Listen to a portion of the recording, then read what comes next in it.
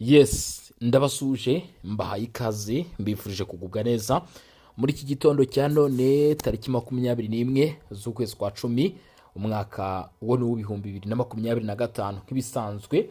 Mwese muri mu bice bigiye bitandukanye, abari mu gihugu cy'u Burundi, abari muri Repubulika ya Demokarasi ya Kongo, haba ku bari Uganda, mu Rwanda, mu karere ka Afurika y'ibiyaga bigari nyine mwese, ndetse n'abari muri Afurika y'Uburasirazuba, abari muri Afurika muri rusange, haba no kuba ari iyo irwota amasimbi, ndabasuje mbifurije kugubwa neza. Njye mva kuri mikoro ubasuza ni Bosco, aha ni kuri Bosco Official wahageze, aho tugiye gukurikirana cyangwa se dukurikirana none umunsi ku wundi ibivugwa, ibibera ku butaka bw'Uburasirazuba bwa Repubulika Iharanira Demokarasi ya Kongo. Turi ku munsi wa kabiri w'icyumweru, icyumweru cya nyuma, si icyumweru cya nyuma, ni icyumweru cya nyuma cy'ukwezi kwa 10 umwaka w'ibihumbi 2025 nyine, aho tugiye kureba rero uko biramutse byifashe ku butaka bw'Uburasirazuba bwa Repubulika Iharanira Demokarasi ya Kongo. Intwaro ziremereye cyane zakomeje kugenda zumvikana mu bice bigiye bitandukanye, ndetse kandi abagize umutwe wa 23 barimo baragenda basezerera ku miji irimo Uvira. Ni nyuma yuko kandi amakuru amaze kuba yamenyekana ndetse ibihamya binagaragara bigaragaza yuko umujyi wa Goma urimo urasatirirwa ku buryo bukomeye cyane n'umutwe wa 23. Uyu mujyi wa Goma ukaba wari moteri ikomeye cyane yo kwatakwa kw'ibice bigiye bitandukanye byo mu ntara ya Kivu y'Amajyepfo no muri Kivu y'Amajyaruguru, ni ukuvuga ibice bisatira Kisangani ndetse na Crimea. Niba utarabisobanukirwa neza uraza kuba wabimenya muri ubu buryo tugiye kuba twareba amakuru turashingira ku byabaye. Ni imirwano ikomeye cyane irimo yumvikana mu bice birimo Muja, byamaze no kujya mu maboko ya Wazalendo ndetse na Kibumba, nyuma y'uko Wazalendo ihatatse n'ingufu nyinshi cyane n'ibitero bya drone, kandi nanone biri kumvikana mu bice birimo Meti, ni muri teritwari ya Walikale, ndetse nanone ni imirwano ikomeye cyane yo kwirwanaho mu rwego rwo gukaza ingamba zo kurinda umujyi wa Uvira. Turaza kunyarukira mu birindiro bikomeye cyane bya FRDC biri hariya hafi n'umupaka wa Gatumba, turebe naho uko bimeze. Ibyo byose nkuko nari nangiye mbivuga, moteri yabyo yari uyu mujyi wa Goma. Kuba Goma yari itekanye kandi mu biganza by'umutwe wa 23, bumvaga bashobora kuba bakora igishoboka cyose, bumvaga bashobora kuba bagaba ibitero ahashoboka hose. Ariko tayari kuba umujyi wa Goma wamaze kuba waraswaho, cyangwa se twumvishe isasu rivugira ryumvikanira mu mujyi wa Goma, ni igisobanuro gikomeye cyane yuko byose bigishoboka. Nyuma y'igihe cyendaga kwegereza umwaka umutwe wa 23 ufashe umujyi wa Goma, cyangwa se uwugezemo, murabizi ko bagezemo mu kwezi kwa mbere uyu mwaka, nta kindi kintu cyaje kubaho, nta kindi kintu cyaje kuba cyabaho usibye kuba harimo gutegurwa ama operation agomba kuba byasubiza ku murongo ibyari byarangiritse. Nta kindi cyangiritse nyine no ku bice by'imijyi byambuwe koalisiyo ya Kinshasa, kandi byanze bikunze mu buryo bumwe se cyangwa ubundi bigomba kuba byasubira kuri uru ruhande. Drone zagiye zumvikana muri Nzibira, drone zumvikana Shabunda, tuzumva mu bice bigiye bitandukanye, ariko ntabwo twari duherutse kumva ibitero ku mujyi wa Goma. Ni ibitero byumvikanye muri komine ya Karisimbi ndetse tugana ku gice cya Nyiragongo. Ibi bitero bifite ikintu gisobanuye ndetse abantu badashobora kuba bakumva. Ni ukuvuga ngo igisirikare cya leta ya Kongo kuba gikorana na Wazalendo, kuba Wazalendo yatera bisobanuye ko ari FARDC yateye, kuba FARDC yatera bisobanuye ko ari Wazalendo yateye. None ubu amakuru ko yamenyekana cyangwa se aturuka ku mirongo y'imbere ku rugamba no kuba Wazalendo yatatse iki umujyi wa Goma. Ibyo ngira ngo kugeza uyu munsi nta muntu utabizi. Iyi mirwano ikaza ikurikira udutero shuma twumvikanye muri Rucuru, udutero shuma twumvikana muri Masisi, udutero shuma twumvikana Karehe, twumvikana mu bice bigiye bitandukanye Kabare n'ahandi hagiye hatandukanye.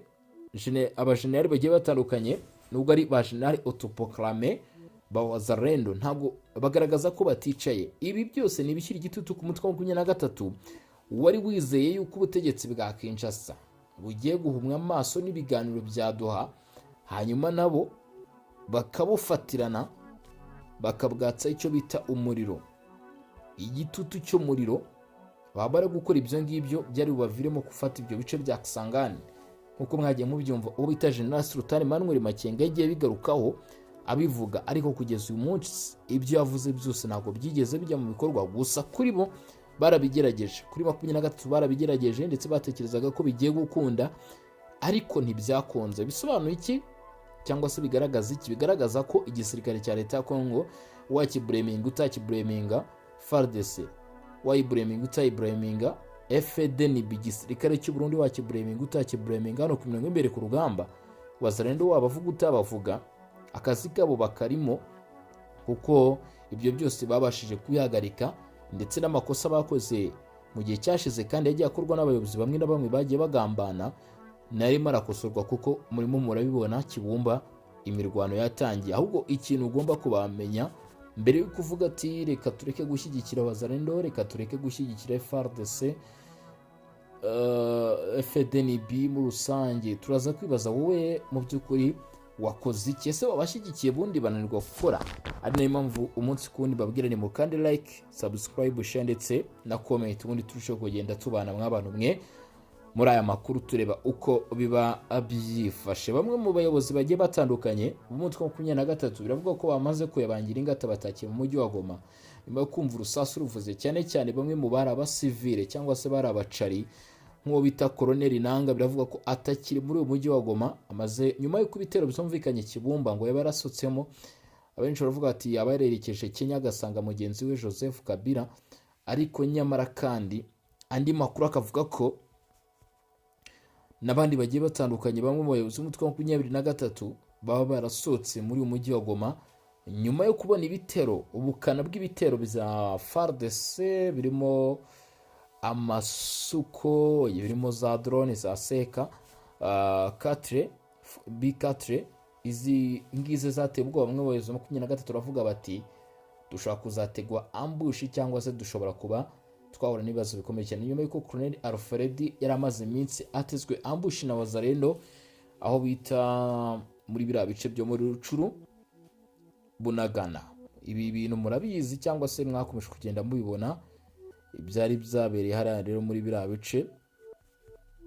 Gusa kugeza uyu munsi ikintu kimwe ugomba ko wamenya cyangwa se ugomba ko wasobanukirwa nuko uru rugamba rurimo ruba ku butaka bw'uburasirazuba bwa Repubulika Iharanira Demokarasi ya Kongo rusobanuye ikintu kinini gikomeye cyane, kandi ugomba kuba wamenya yaba hano ku karere ka Afurika y'ibiyaga bigari. Ni ibintu ugomba kuba wasobanukirwa yaba hano y'abantu muri Afurika muri rusange. Nivuga ngo ingaruka Repubulika ya Demokarasi ya Kongo zirimo zibaho cyangwa se iby'urugamba rurimo ruba bigomba kugera ku munyafurika wo mu karere ka Afurika y'ibiyaga bigari, bigomba kugera ku munyafurika wo muri Afurika muri rusange, ndetse nanone ikintu bitarageraho ni ku isi muri rusange. Ariko vuba bidatinze iki kibazo gishobora kuba nk'icya Ukraine, kugeza kubwo isi yose izaba itangiye kugirwaho ingaruka nabyo. Gusa buri munyafurika wese agomba kugirwaho ingaruka n'iki kibazo cyo mu burasirazuba bwa Kongo. Igisirikare cy'u Burundi FDNB kiragaragaza ko byanze bikunze aho Repubulika ya Demokarasi ya Kongo izagwa bazagaho, FARDC izagwa bazagwaho, ndetse byanze bikunze bagomba gukomeza gufatanya mu bikorwa byo gushaka intsinzi. Byakunda bitakunda intsinzi ngo igomba kuba yaboneka, kandi ngira ngo mwese murimo murabibona ko nutazi kuvuga hano arabona uko ibintu birimo biragenda bigira iki bigenda. Ni mu gihe igisirikare cya leta ya Kongo FARDC bivuga ko cyamaze kugeza intwaro zikomeye cyane muri Uvira mu rwego rwo gutuma umutwe wa 23 udashobora kwinjira muri ibi bice. Biravuga ko kugeza uyu munsi FARDC yafashe ingamba zikomeye cyane zo kurinda umujyi wa Uvira, ndetse aya makuru akaba yaje nyuma y'uko hari ikibazo cy'uko umutwe wa 23 cyangwa se abakunda kwita intare za Sarambwe bashobora kuba bagera muri uyu mujyi wa Uvira kandi badakurikije amasezerano y'amahoro nk'uko babivuga. Baravuga bati rero FARDC yavuze iti reka dukoresha imbaraga zose zishoboka ku bufatanye n'igisirikare cy'u Burundi, ndetse ngo ubu kampu yitwa Mudubugu, kampu militaire ya Mudubugu ikuramo igisirikare cya leta ya Kongo FARDC, igisirikare cyo muri FDNB yongerewemo imbaraga mu rwego rwo gukumira yuko ibi bice bigiye bitandukanye by'umujyi wa Uvira byaba mu maboko y'umutwe wa 23. Ndetse andi makuru ugomba kuba wamenya ni kuri iki gice cya Kavimvira ku mupaka wa Gatumba uhuza Repubulika ya Demokarasi ya Kongo n'u Burundi, hashyizwe icyo bita imbaraga zidasanzwe.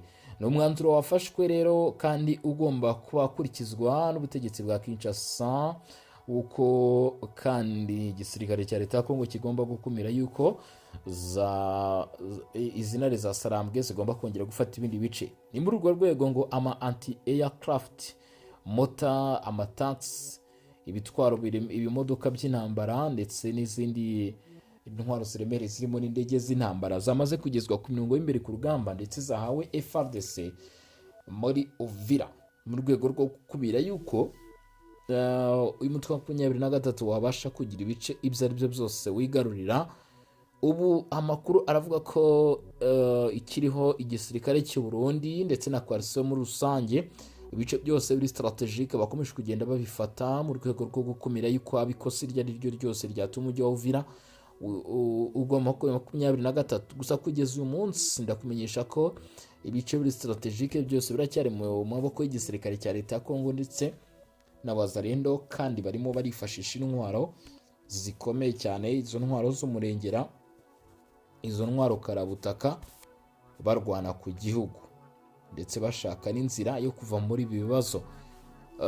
Amakuru aravuga yuko umutwe wa 23 muri Muja waje guhura n'ibibazo bikomeye cyane nyuma yuko Wazalendo ibateze ambush ndetse ngo iza ku rwose kwakora igitero gikomeye cyane cyatumye benshi mu bagize umutwe wa 23 bari bari muri aka gace ngo ntago byabashije kubagendekera neza. Niyo makuru arimo araturuka yo mw'abantu mwe nibuntera amabuye bonye rwose munyarukira muri komenti, ariko ibi mbabwira ni ibi babituruka ku mirongo y'imbere ku rugamba.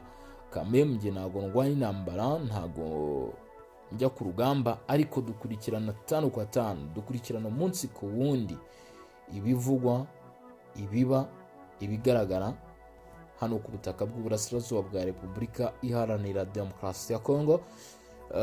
Ndetse biragaragara ndetse biraboneka neza rwose yuko iyi ntambara irano ku butaka bw'uburasirazuba bwa Kongo isaba ingufu, isaba imbaraga zikomeye cyane kugira ngo igere ku musozo. Ese ubutegetsi bwa Repubulika ya Demokarasi ya Kongo uretse kubivuga, uretse kugaragaza amarenga agiye atandukanye baba bagiye gushyira mu bikorwa, icyo ni ikibazo cyo kwibaza. Gusa tugomba kuba twabireba vuba bidatinze mu maguru mashya. Gusa abasore bitwa Wazalendo, aba basore bita Wazalendo bo bakomeje kugenda bagaragaza ko batagomba kuba bahagarika imbaraga bashyize mu kwigarurira ibice bimwe na bimwe byagiye bifatwa n'umutwe wa 23. Amakuru avuga ko inyeshyamba z'umutwe wa 23 zitongeye kuba zafata teritwari ya Shabunda nk'uko bizagiye bigenda bihwiswa, ahubwo abakomando kabuhariwe bo muri Sukora ya kabiri mu bikorwa byo muri Kivu y'Amajyaruguru na Kivu y'Amajyepfo bikomatanyije bivuga ko baje guhagarika umutwe wa 23 muri teritwari ya Shabunda. Ndetse ngo ibi ni ibinyoma n'ibihuha bivuga ko 23 yabiri kugaragara mu gice kimwe cyo muri iyi teritwari. Amakuru akavuga ko kugeza uyu munsi igisirikare cya leta ya Kongo kikiri mu birindiro byacyo nk'uko bizahoze muri Bekisi cyangwa se mu bwami bwa Bakisi n'ibice bituranye naho byo muri teritwari ya Warungu. Ibi byose nago mu by'ukuri ibihuha bivugwa ari by'ukuri. Kugeza uyu munsi aho bita Nzovu, Edinga, Kigurube, Kinuma, Rutika, Ekeke, Kintepa, Evari, ibi byose ni ibice bikiri mu maboko ya guverinoma kandi ngo byanze bikunze bigomba kugumamo. Second Lieutenant uyoboye muri bice avuga ko abiteguye gukora ibishoboka byose ndetse no gutanga imbaraga zose zishoboka mu kurengera igihugu ndetse no mu gushaka uburyo bwose bwo kugera ku ntsinzi, ari nacyo gikenewe ku baturage bo muri Repubulika ya Demokarasi ya Kongo kurusha ibindi byose.